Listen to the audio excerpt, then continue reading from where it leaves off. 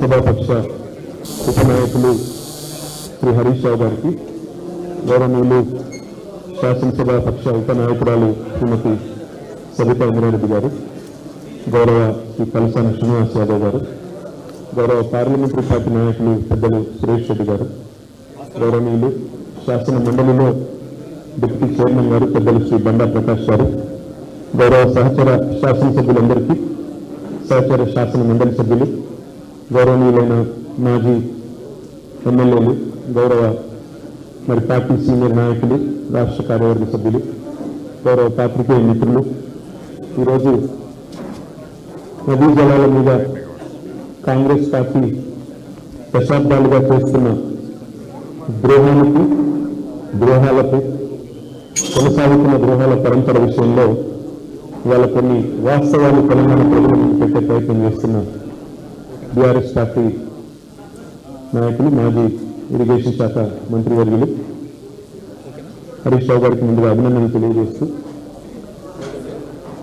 శాసనసభ కొనసాగుతున్న పద్ధతి, శాసనసభలో ముఖ్యంగా సభానాయకుడి స్థానంలో ఉన్న వ్యక్తి మాట్లాడుతున్న విధానం చూసిన తర్వాత ఇవాళ పెద్దలు చెప్పే ఒక మాట గుర్తొస్తున్నాం. వినాశకాలే విపరీత బుద్ధి అని చెప్తారు. వినాశకాలం వచ్చినప్పుడు అల్పులు ఇట్లాంటి విపరీతమైన బుద్ధితో వ్యవహారం చేస్తారు అనే మాట స్పష్టంగా కనబడతా ఉంది. తన ప్రాణాలను పణంగా పెట్టి తెలంగాణకు ఊపిరిపోసిన నాయకుడు, ఉద్యమ నేత శ్రీ కేసీఆర్ గారు తాను చావు నోట్లో తలబెట్టి తెలంగాణ బతుకును కోరిన త్యాగధనుడు కేసీఆర్ గారు. కరువు నీళ్ళల్లో సిరులు పండించి మరణ మృదంగాలు మోగిన చోట జీవకళ తెచ్చిన మానవీయ పరిపాలకుడు శ్రీ కేసీఆర్ గారు. అవమానాలు సహించి, తిట్లను శాపాలను భరించి, ఆత్మగౌరవ పోరాటాన్ని గెలిపించి, ఆకలి బాధలను మాయం చేసి తెలంగాణను అన్నపూర్ణగా భారతదేశంలో నిలిపిన మహానాయకుడు శ్రీ కేసీఆర్ గారు. ఇవాళ అట్లాంటి కేసీఆర్ గారి గురించి వినాశకాలే విపరీత బుద్ధి అన్నట్టుగా రెచ్చిపోయి వాగుతున్నాడు ఒక అహంకారి. అధికార మదంతో మిడిసిపడుతూ బలుపు మాటలతో విర్రవీగుతున్నారు. పదే పదే సావును కోరుతూ ఒక రాబందు మాదిరిగా రైతు బంధు కేసీఆర్ గారి గురించి అనరాని మాటలు అంటున్నాడు రేవంత్ రెడ్డి. ఉరి తీయాలి అని మాట్లాడుతున్నాడు. కేసీఆర్ గారిని, హరీష్ రావు గారిని ఉరి తీయాలి అని మాట్లాడుతున్నాడు. ఆ మాటకొస్తే మరి కాంగ్రెస్ పార్టీని ఎన్నిసార్లు ఉరి తీయాలి? ఆ మాటకొస్తే కాంగ్రెస్ పార్టీని ఎన్ని రకాలుగా ప్రజలు శిక్షించాలి?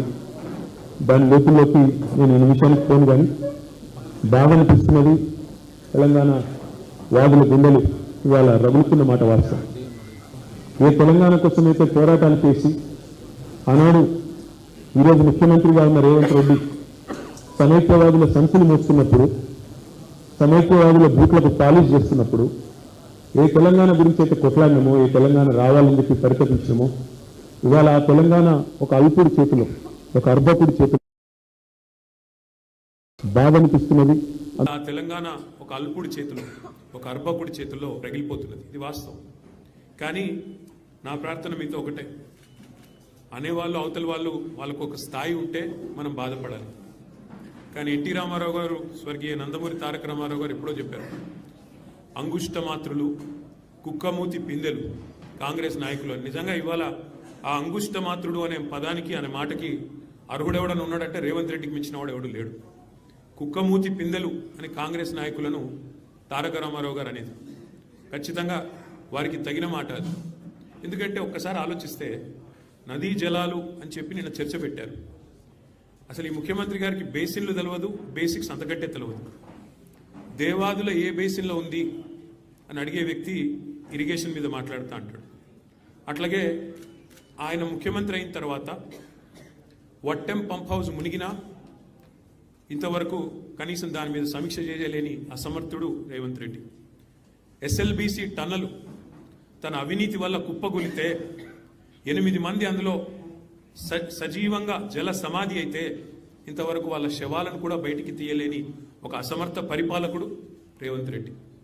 సుంకిశాల రిటైనింగ్ వాళ్ళు పేక మేడలాగా కుప్పకూలితే ఏ సంస్థనైతే నిర్మాణం చేస్తోందో ఆ సంస్థను బ్లాక్ లిస్ట్ చేయాలి అని నీ డిపార్ట్మెంట్ స్వయంగా సిఫారసు చేసినా దాన్ని అమలు చేయలేని అర్భకుడు రేవంత్ రెడ్డి. అట్లాగే ఆయన పరిపాలన గురించి ఒక మాటలో కట్టే కొట్టే తెచ్చే అన్నట్టు చెప్పాలి అంటే ఏమున్నది పరిపాలన గొప్పతనం ఈ 2 ఏళ్లలో? పేల్చివేతలు, కూల్చివేతలు, ఎగవేతలు. మనం ఎన్నో చూసాము చరిత్రలో. కానీ ఇంత చెత్త ప్రభుత్వం, చెక్ డ్యాంలను పేల్చేసే చెత్త ప్రభుత్వం బహుశా భారతదేశంలో కాదు, ప్రపంచంలో ఎక్కడ ఉండదు. ఎవరైనా నిర్మాణాలు చేస్తారు, మీరు విధ్వంసం తప్ప మీకేమి తెలియదు.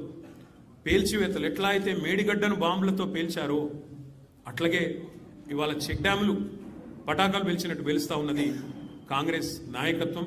దానికి వంతపాడుతున్నది ఈ దిక్కుమాలిన ప్రభుత్వం. కూల్చివేతలు, పేదల ఇల్లు కూల్చడం తప్ప ఒక్క ఇల్లు కట్టిన ముఖం లేదు మీకు 2 ఏళ్లలో. ఇక ఎగవేతల గురించి అయితే మిమ్మల్ని ఎన్నిసార్లు ఉరిదీయాలో తెలియదు. మరి ఉరిదీయాలి అని మాట్లాడుతున్నావు. నీ రాహుల్ గాంధీని ఉరిదీయాలి. ఎక్కడ? అశోక్ నగర్ నడి చౌరస్తాలో 2 లక్షల ఉద్యోగాలని చెప్పి మాట తప్పినందుకు రాహుల్ గాంధీని ఉరిదీయాలి. రైతులకు రుణమాఫీ చేస్తా అని చెప్పి మాట తప్పినందుకు వరంగల్లో రాహుల్ గాంధీని ఉరిదీయాలి. బీసీలకు 42% రిజర్వేషన్ అని చెప్పి మాట తప్పినందుకు మీ నాయకత్వాన్ని, కాంగ్రెస్ నాయకత్వాన్ని, రాహుల్ గాంధీని, రేవంత్ రెడ్డిని కామారెడ్డిలో ఉరిదీయాలి. ఉరి తీసుకుంటూ పోతే 420 హామీలు ఎగ్గొట్టినందుకు 420 సార్లను నీ 420 కాంగ్రెస్ పార్టీని ఉరిదీయాలి. కేసీఆర్ గారిని పట్టుకొని నోటికొచ్చినట్టు మాట్లాడుతూ పనికిమాలిన చెత్తవాగుడు వాగుతూ నిన్న శాసనసభలో ఆయన మాట్లాడిన మాట బాధ ఎక్కడ అంటే, సరే ముఖ్యమంత్రి ఒక అర్భకుడు, అంగుష్టమాత్రుడు, ఒక నికృష్టుడు, ఇవన్నీ మనకు తెలుసు. సర్వభ్రష్ట ప్రభుత్వానికి ఇవాళ అధినేత ఈ ముఖ్యమంత్రి. సర్వభ్రష్ట ప్రభుత్వం ఇది. ఈ రంగం ఆ రంగం అని కాదు, అన్ని రంగాల్లో అట్రఫ్లాప్ ప్రభుత్వం, సర్వత్రా విఫలమైన ప్రభుత్వం ఈ ప్రభుత్వం.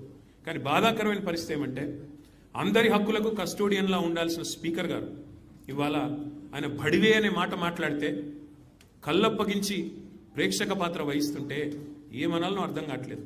ఇది పార్లమెంటరీ భాషనా? ఇది ప్రజాస్వామిక భాషనా? మాకు అనరాదా ఈ మాటలు? రేవంత్ రెడ్డి గారికి నేను చెప్తా ఉన్నా, నీకు ఒక భాషలో వచ్చేమో తిట్లు, మాకు 3-4 భాషల్లో వచ్చు. తిట్టాలనుకుంటే మీ తాత జేజమ్మలు దిమ్మె తిరిగేలాగా తిట్టే శక్తి మాకుంది. కానీ ఇంత నికృష్టంగా, ఇంత అల్పంగా, ఇంత దారుణంగా మీరు ఏదైతే వ్యవహారం చేస్తున్నారో, ఇది ఎందుకు చేస్తున్నారో మాకు తెలుసు. ఎందుకంటే మీ అజ్ఞానాన్ని కప్పిపుచ్చుకోవడానికి. నీకు ఐఐటికి IIITకి అంతరం తెలియదు. ఐఐటికి IIITకి అంతరమే తెలియదు నీకు. నీకు బచావత్కు, బ్రజేష్ కుమార్ ట్రిబ్యునల్కు తేడా తెలియదు. నీకు అసలు కృష్ణా బేసిన్ ఏందో, గోదావరి బేసిన్ ఏందో తెలియదు. నీకు అసలు తెలంగాణకి ఏం కావాలో తెలియదు. నీకు తెలిసిందల్లా ఒక్కటే, దోచుకోవడం, దాచుకోవడం తప్ప నీకు తెలిసింది ఏమీ లేదు. ఒక అజ్ఞానివి, ఒక ఉష్ట్రపక్షివి నువ్వు. ఏమనుకుంటున్నావు? నిన్న చెప్తున్నాడు ఆయన, తెలంగాణ కోసం అంటే ఈ మహానుభావుడు ప్రాణాలు ఇస్తాడంట. నువ్వు తీసిన ప్రాణాలు చాలు, నువ్వు తీసిన ప్రాణాలు చాలు. ఇప్పటికే 836 మంది రైతులను పొట్టన పెట్టుకున్నాడు రేవంత్ రెడ్డి వచ్చిన తర్వాత. 100 మంది పైచిలకు ఆటో డ్రైవర్లను పొట్ట పెట్టుకున్నాడు. 100 మంది పైచిలకు గురుకులాల్లో పిల్లలను పొట్టన పెట్టుకున్నాడు. 48 మంది నేతన్నలను ఉసురు పోసుకున్నావు. ఇప్పటికే నువ్వు తీసిన ప్రాణాలు చాలు. నువ్వు ఆనాడు తెలంగాణ వాదుల మీదకి, తెలంగాణ బిడ్డల మీదకి తుపాకీ తీసుకొని పోయి తెలంగాణ ఉద్యమాన్ని అవమానించింది ఎవరు మర్చిపోలేదు. ఇవాళ ఏదో పేమెంట్ కోటాలో అదృష్టం బాగుండి అడ్డిమారి గుడ్డి దెబ్బలో ముఖ్యమంత్రి అయినావు రేవంత్ రెడ్డి. నీ వాగుడు, నీ అల్పబుద్ధి ప్రపంచం మొత్తం చూస్తూ ఉంది. ఒకటి మాత్రం వాస్తవం, నీలాంటి వ్యక్తుల వికృతమైన మాటలతో కేసీఆర్ గారి స్థాయిని మీరు తగ్గించలేరు. మీరు ఎవరేమనుకున్నా సరే, నీ కాంగ్రెస్ పార్టీ నాయకత్వం ఏమనుకున్నా సరే నువ్వు తగ్గించలేవు. ఇవాళ నదీ జలాల్లో తెలంగాణకు అన్యాయం జరిగింది దశాబ్దాలు కంటే నిన్న ముఖ్యమంత్రి గారు ఒక మాట చెప్పారు. మాట్లాడుతూ అన్యాపదేశంగా చెప్పినాడు. అప్పుడెప్పుడో నిజాం బాగు చేసిపోతే ఆ తర్వాత వచ్చిన వాళ్ళందరూ నాశనం చేసినారన్నాడు. తర్వాత వచ్చింది ఎవరు? 65 ఏళ్ళు కాంగ్రెస్, 17 ఏళ్ళు నీ పాత బాసు చంద్రబాబు నాయుడు నాయకత్వంలో నడిచిన టీడీపీ ప్రభుత్వమే కదా. కాంగ్రెస్ టీడీపీ కదా, దొందే అన్నట్టు ఈ రాష్ట్రాన్ని 2014 దాకా నిరాటంకంగా పరిపాలించింది. మరి నిన్న మీరు ఏ నిందారోపణలు అయితే చేశారో ఖచ్చితంగా దాని బాధ్యత, దాని యొక్క ద్రోహం ఏదైతే జరిగిందో తెలంగాణకు, దానికి పరిపూర్ణమైన బాధ్యత కాంగ్రెస్ పార్టీ వహించాలని చెబుతూ, మరి ఈరోజు వాస్తవాలను చెప్పడానికి నీళ్లల్లో తెలంగాణకు జరిగిన ద్రోహాన్ని మరి ఏ రకంగా కేసీఆర్ గారు సరిదిద్దే ప్రయత్నం చేశారో ఇవన్నీ మా శాసనసభాపక్ష ఉపనాయకులు, మాజీ ఇరిగేషన్ మంత్రి, సీనియర్ నాయకులు, సిద్దిపేట శాసనసభ్యులు హరీష్ రావు గారు వివరిస్తారు. వారిని రావాలని ప్రసంగించాలని వారిని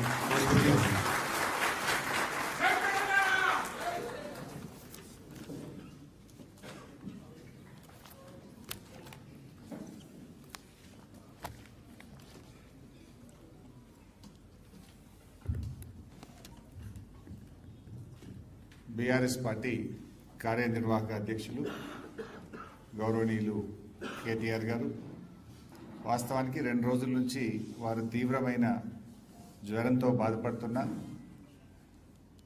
వారు ఈరోజు ఈ కార్యక్రమం యొక్క ప్రాధాన్యతని గుర్తించి ఎంతో ఓపిక చేసుకొని వచ్చారు. వారికి ధన్యవాదాలు.